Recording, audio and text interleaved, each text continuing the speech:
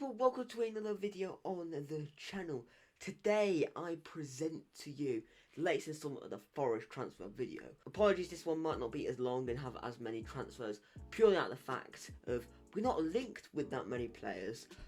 So apologies for that. We do have 2 confirmed deals, a few incoming rumours and 1 potential outgoing rumour. And yeah, without further ado, let's get straight into it. So we're going to start with the confirmed deals.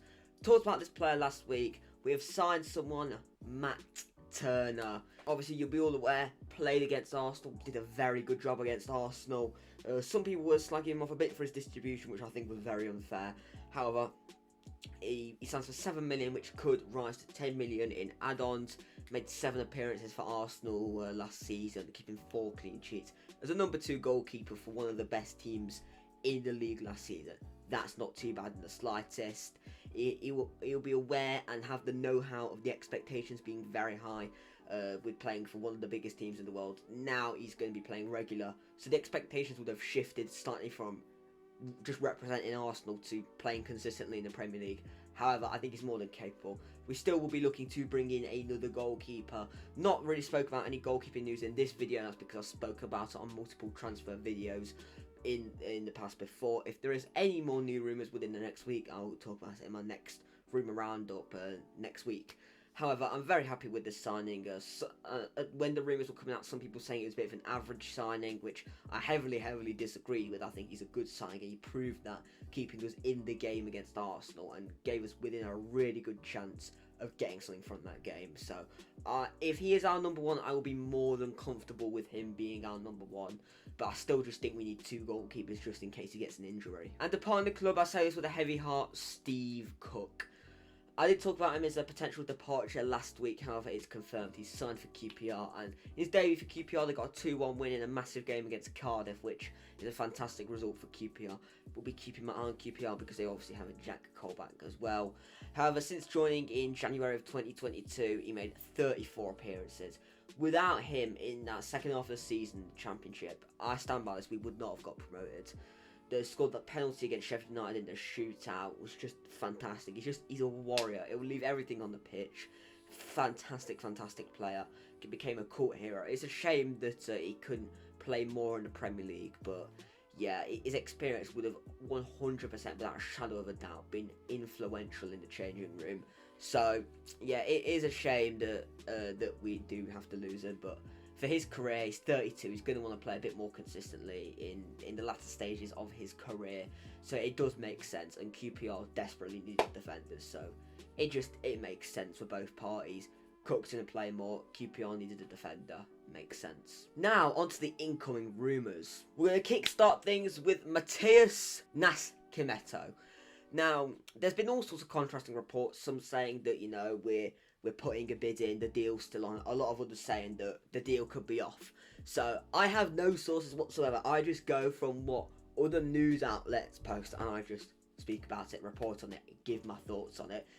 I don't have any specific sources.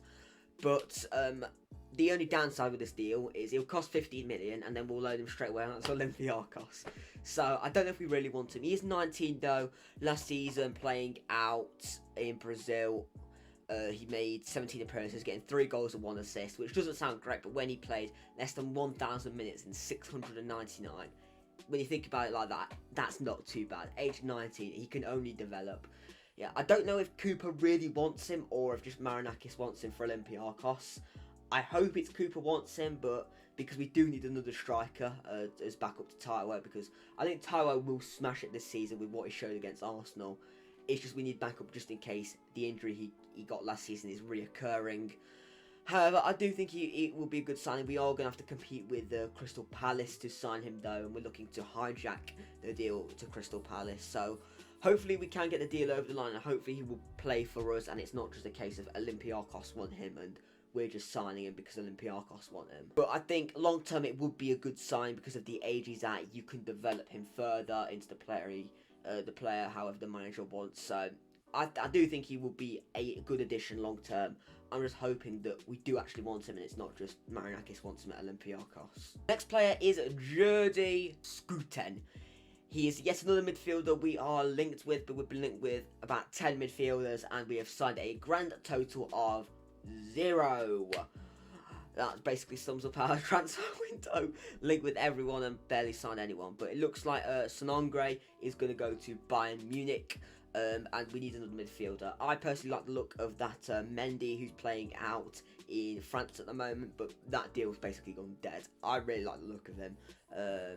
It looks like it's not going to happen. I think he was affordable, and looking at this Scooten fella, he looks very similar to Mendy. Very good at winning the ball back, very good at driving the ball forwards, good passing range, very similar to Mendy, and I think he'll be a bit more interested in joining the club. Currently playing for Bologna, where he made 36 appearances, getting 3 assists.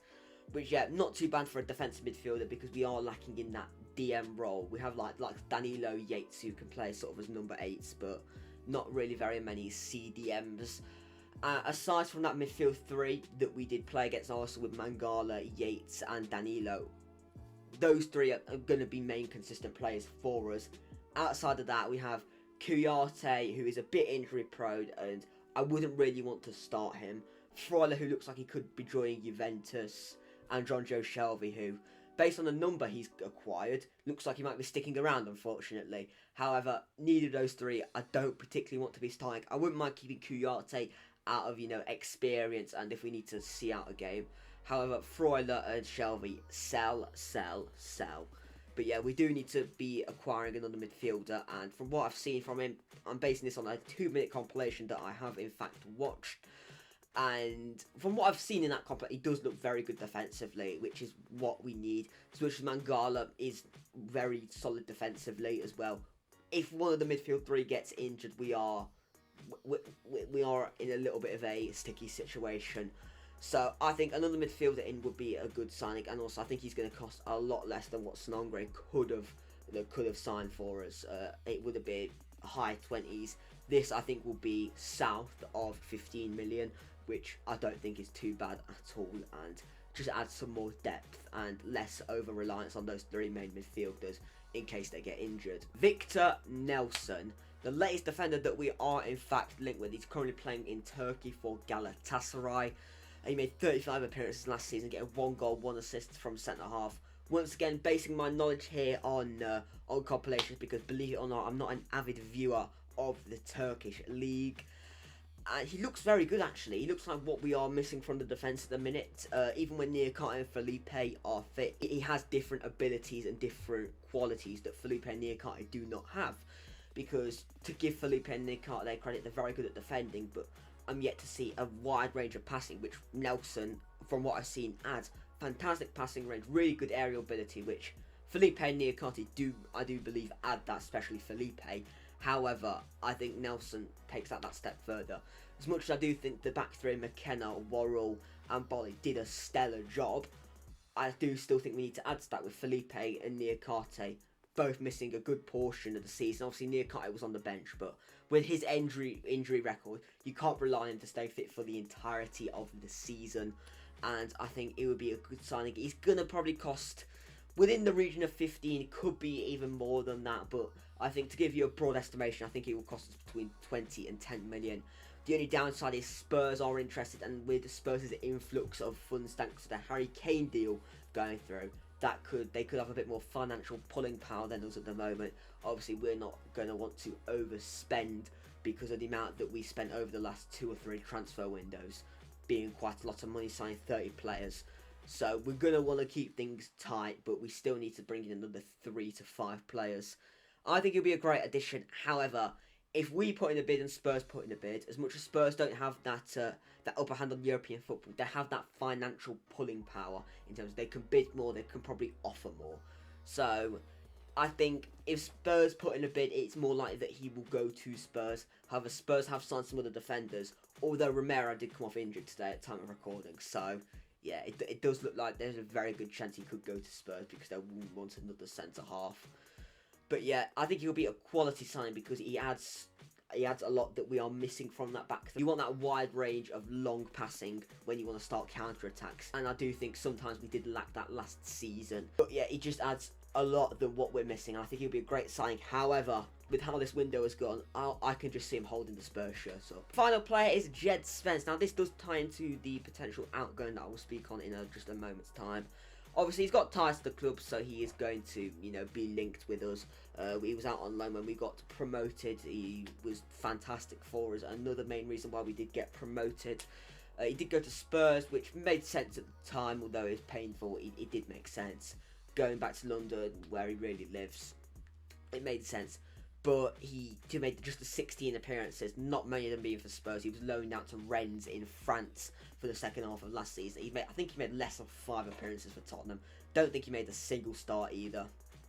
But yeah, it is the way it was, and I think he would have been fantastic. And we're going to want to bulk our defensive options, especially if we play with a back 5 next season. I do think there could be a place for him to fit in, because we have Nico Williams, we have Aina. Ore is shown that he can slot into that right-sided centre-half as well. So I do think there is room for Spence to fit in as well. If we do sign Spence, then that's maybe less dependent on us getting a centre-half in as well.